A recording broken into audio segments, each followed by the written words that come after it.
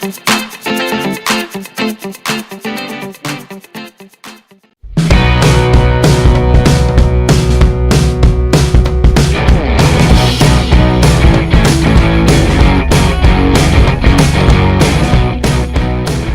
been 3 years since Nikon released the D810, its image quality flagship full-frame camera. Its successor, the D850, looks like it's been updated enough to get it through the next 3, with a new 45.7 megapixel BSI-CMOS sensor, which typically delivered faster readout, Nikon's most recent autofocus and metering systems, 4K video and more, which is in line with the D810's launch price.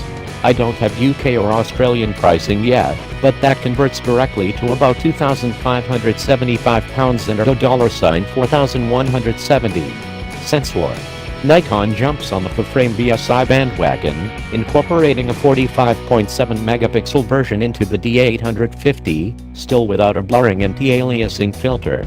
The sensor in the D810 has been lauded as one of the best ever, so it will be interesting to see how well this one stands up in comparison. Sony has been producing terrific and getting better full-frame BSI sensors, so it's possible this one could potentially be a record breaker.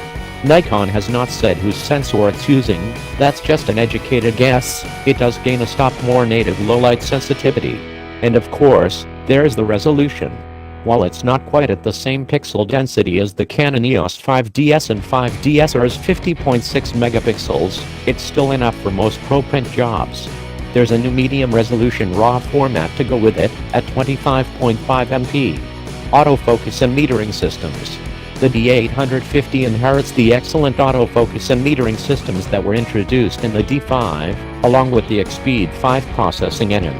It's a big jump forward from the D810 if you shoot things that move or need low-light sensitivity. Speaking of which, continuous shooting speed. 7 frames per second is pretty good, especially at the D850's resolution. With the battery grip, it can do 9 FPS, not quite up to the 12 FPS of the D5 or the 20 FPS of the Sony A9, but it's at a much higher resolution, and according to Nikon is independent of card speed. 7 FPS is sufficient for a lot of action.